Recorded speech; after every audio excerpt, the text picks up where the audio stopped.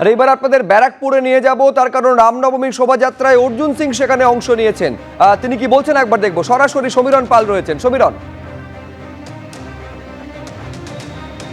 Subhajit, কাঁচরাপাড়ার bug মোড়ে একটি রাম পুজোর অনুষ্ঠানে যোগ দিতে এসেছিলেন প্রাক্তন সাংসদ অর্জুন সিং এবং তিনি পুজোও করলেন। আমি কথা বলবো সরাসরি অর্জুন সিং এর সঙ্গে। আজকে দিনভর আপনার কি কর্মসূচি?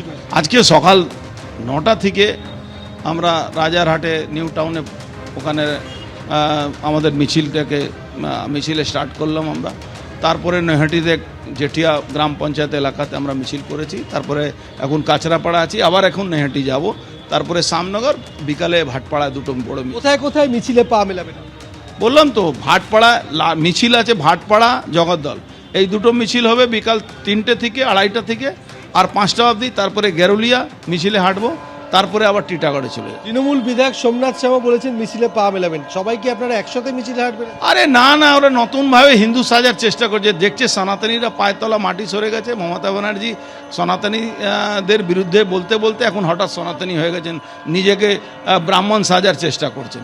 এখন ওরা দেখছে মুসলমান ওরাও ওদের কাছ থেকে সরে যাচ্ছে। কেন আপনারা দেখেছেন 7 পয়েন্টে শুক্রবারে যে যারা খিলাফত আন্দোলন করেছিল, খিলাফত কমিটি যে ক্যালকাটা কিলিংয়ের নেতৃত্ব দিয়েছিল, তাদেরকে উনি 7 পয়েন্টে ছেড়ে দিয়েছিলেন ওখানে আন্দোলন করার জন্য। ওখানে কোনো ব্যারিকেড মানে সব আপনার মেডিকেল গাড়িগুলো, অ্যাম্বুলেন্সগুলো আটকিয়ে সেখানে আন্দোলন করা হচ্ছে, তাদেরকে পুলিশ বলছেন। কিন্তু সনাতনীরা মিছিল করবে, রাম পুজো করবে, তাদের বাধা দেওয়ার জন্য হচ্ছে আমাদের কোর্ট থেকে পারমিশন নিতে হচ্ছে। এই জন্য পশ্চিমবাংলা সনাতনীরা রাষ্ট্রবাদের নির্মাণের জন্য পশ্চিমবাংলাকে আরও এগিয়ে নেওয়ার জন্য মাঠে নেমেছে। অর্থাৎ রাম পুজো এবং শোভাযাত্রা বিভিন্ন কর্মসূচিতে দিনভর ব্যস্ত থাকবেন প্রাক্তন সাংসদ অর্জুন সিং। এই মুহূর্তে তিনি কাঁচরাপাড়ায় এসেছেন, পরবর্তীকালে নৈহাটিতে যাবেন, শ্যামনগরে যাবেন, দুপুরে কাকিনাড়া এবং জগদ্দলে যে রামনবমীর মিছিল হবে সেই মিছিলে তিনি পা মেলাবেন, এমনটাই জানালেন। সরাসরি আপনাদের নিউ টাউনে নিয়ে যাব, সেখানে রামনবমীর মিছিল চলছিল। যে মিছিলে অংশগ্রহণ করেছিলেন লোকেট চট্টোপাধ্যায়, আটকে দেওয়া হয়েছে মিছিল। কিছুক্ষণ আগে বাইক র্যালি করেন লোকেট চট্টোপাধ্যায়।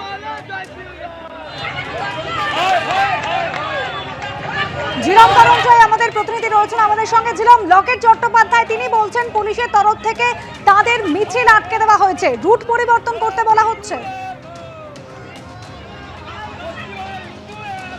একদমই রুট পরিবর্তন করার যে প্রস্তুতি দেখতে পাচ্ছ।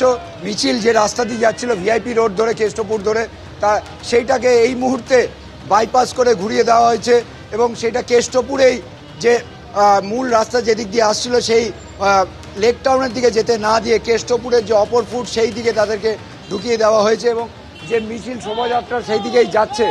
আমরা দেখতে পাচ্ছি পুলিশের সঙ্গে যারা নেতৃস্থানীয় রয়েছে বিজেপি এবং এখানে আয়োজক যারা মূল এই যে শ্রীরাম জন্মদিবস পালন যে সমিতি, তাদের পক্ষ থেকে কথা বলা হচ্ছে। সামনে তারা কথা বলছেন পুলিশের সঙ্গে। পুলিশের সেখানে ব্যারিকেড করে দেওয়া হয়েছে, ভিআইপি রোডের ওপর সামনে এগোতে দেওয়া হয়নি। এবং এইখানে আমরা দেখতে পাচ্ছি সেই মিছিলে এই শোভাযাত্রায় যারা ছিলেন তারা কিন্তু একদিকে যে সোজা ভিআইপি রোড ধরে এগোচ্ছিল, সেই ভিআইপি রোডের ওপর কেষ্টপুর মোড়ে যে ব্যারিকেড, সেই ব্যারিকেডটা যেহেতু যেতে দেওয়া হচ্ছে না, তারা ঠিক এই রুট পরিবর্তন করে তারা কেষ্টপুরে প্রফুল্ল কাননের যে দিক সেই দিকে তারা ঢুকছেন। তাদের বক্তব্য এখান থেকে তাদের সল্টলেক হয়ে ফের দমদমে হনুমান মন্দিরে যাবেন। তবে এইখানে দেখতে পাচ্ছি এখনো উত্তেজনা রয়েছে এবং এই কেষ্টপুরের যে রাস্তা সেই জায়গাটা কিন্তু অর্থাৎ নির্দিষ্ট যে রুট ছিল সেই রুট দিয়ে যেতে দেওয়া হয়নি, ফলে বিজেপি নেত্রী লোকেট চট্টোপাধ্যায় তিনিও কিছুক্ষণ আগেই যেটা জানালেন যে অন্য রুট দিয়ে তারা এগোবেন। ধন্যবাদ ছিলাম তোমাকে।